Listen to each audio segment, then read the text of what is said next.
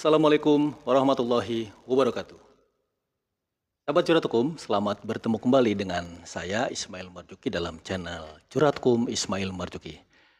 Nah, di kesempatan kali ini saya akan menyampaikan satu materi yang semoga dapat bermanfaat bagi sahabat Curhat Hukum semua.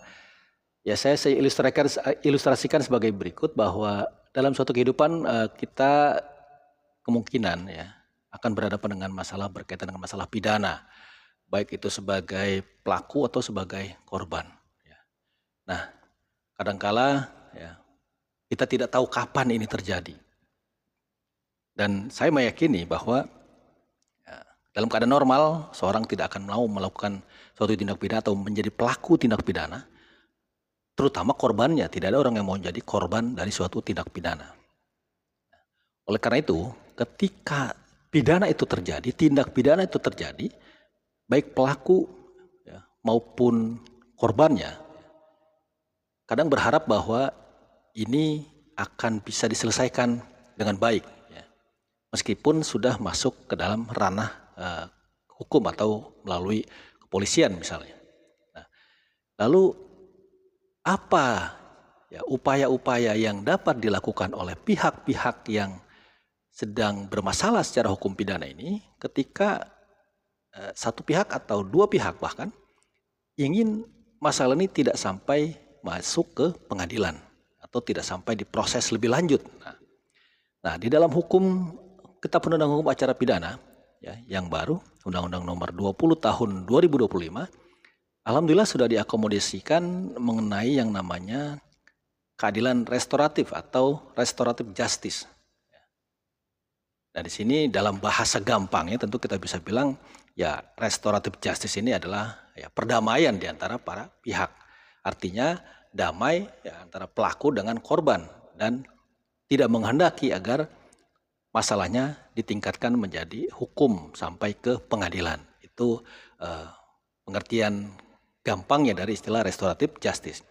Namun kalau kita menggunakan istilah yang terdapat dalam undang-undang, maka yang dimaksud dengan keadilan restoratif atau restoratif justice itu adalah pendekatan dalam penanganan perkara tindak pidana. Jadi restoratif justice adalah pendekatan dalam penanganan perkara tindak pidana yang dilakukan dengan melibatkan para pihak, baik korban, keluarga korban, tersangka, keluarga tersangka, terdakwa, keluarga terdakwa, dan atau pihak lain yang terkait. Yang bertujuan mengupayakan pemulihan keadaan semula. Jadi, sahabat Curhat Hukum, poin dari restoratif justice adalah mengupayakan pemulihan keadaan semula. Jadi jangan salah, restoratif justice bukan untuk menghukum pelaku sesuai dengan ancaman hukuman yang terdapat dalam Kitab Undang-Undang Hukum Pidana misalnya, tetapi dia adalah restoratif justice bertujuan untuk mengupayakan pemulihan keadaan semula. Yang dalam bahasa kita ya damailah. Ya. Nah, lalu apa saja yang dimaksud dengan memulihkan keadaan semula itu? Ya. Kalau kita maknai kata pemulihan adalah ya menjadikan sesuatu yang sudah terjadi dipulihkan menjadi seolah-olah tidak terjadi apa-apa. Itu bahasa gampang ya dari kata-kata memulihkan. Namun di sini dalam Undang-Undang Hukum Acara Pidana ini yang dimaksud dengan memulihkan keadaan semula itu adalah pertama berupa pemaafan dari korban dan atau keluarganya. Jadi korban atau keluarga memaafkan pelaku atas tindakan yang terjadi. Yang kedua adalah pengembalian barang yang diperoleh dari tindak pidana pada korban. Jadi barangnya dibalikan kepada korban. Kalau misalnya mungkin ya copet, ya maling ya. Lalu yang ketiga adalah penggantian biaya perawatan medis dan atau psikologis.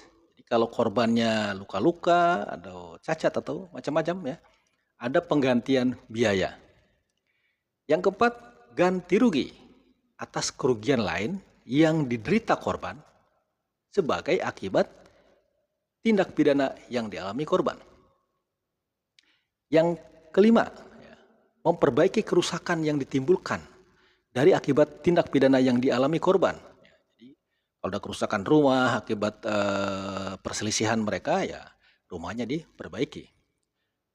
Dan yang keenam adalah membayar ganti rugi yang ditimbulkan dari akibat tindak pidana. Nah, itu adalah yang dimaksud dengan pemulihan keadaan semula. Jadi dibuat seolah-olah tidak terjadi apa-apa dengan adanya pemulihan tersebut. Nah, siapakah sebetulnya yang terlibat dalam restoratif justice ini atau keadilan restoratif ini? Yang pertama tentu saja adalah korban. Yang kedua adalah keluarga korban. Lalu tersangka, keluarga tersangka, terdakwa kalau sudah masuk pengadilan ya. Lalu keluarga terdakwa dan atau pihak lain yang terkait. Jadi itu adalah pemahaman dari restoratif justice dengan pihak-pihak yang terlibat. Jadi pihak-pihak inilah yang tadi saya sebutkan tadi yang akan menyelesaikan masalahnya melalui restoratif justice. Nah, sahabat curhat hukum, yang jadi pertanyaan, apakah semua tindak pidana yang telah dilakukan itu dapat dimintakan restoratif justice? Nah, tentunya tidak. Ya, saya jawab di sini tidak. Karena berdasarkan ketentuan Kitab Undang-Undang Hukum Acara Pidana, hanya tindak pidana tertentu saja yang dapat dimintakan restoratif justice. Yang pertama adalah tindak pidana yang diancam hanya dengan pidana denda paling banyak kategori 3. Apa itu pidana denda kategori 3? Yaitu kalau ancaman dendanya 50 juta rupiah. Atau diancam dengan pidana paling penjara ya, penjara paling lama 5 tahun. Jadi kalau ancamannya hanya kalau ancaman pidananya itu lebih dari 5 tahun, dia tidak bisa dimintakan restoratif justice. Kalau lebih dari 5 tahun atau lebih dari denda 50 juta rupiah, tidak bisa dimintakan restoratif justice. Yang kedua adalah tindak pidananya pertama kali dilakukan. Ya, orang pertama kali melakukan tindak pidana ya. Sebelumnya belum pernah. Ya. Artinya tindak pidana itu ya. Yang ketiga adalah bukan merupakan pengulangan tindak pidana. Ya. Kecuali ya, terhadap tindak pidana yang diputusannya berupa pidana denda atau tindak pidana yang dilakukan karena kealpaan. Ya. Ini. Jadi ada 3 syarat yang harus dipenuhi agar kita bisa minta restoratif justice. Lalu apa saja yang dikecualikan? Ya, tadi kan yang boleh dimintakan, sekarang yang tidak boleh dimintakan restoratif justice adalah yang pertama ya, kalau ancaman pidananya berat, itu 5 tahun lebih. Ya. Yang kedua, kalau pidana itu berkaitan dengan keamanan negara dan ketertiban umum. Yang ketiga, kalau berkaitan dengan terorisme.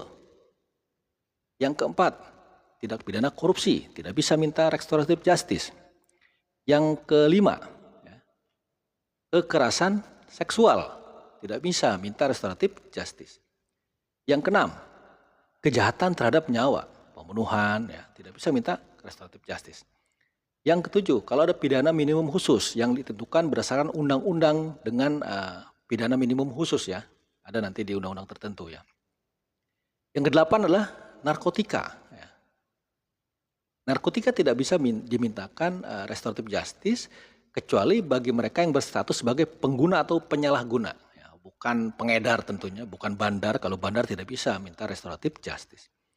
Dan yang ke-9, tindak pidana yang berbahaya, yang dinilai sangat membahayakan atau merugikan masyarakat secara luas.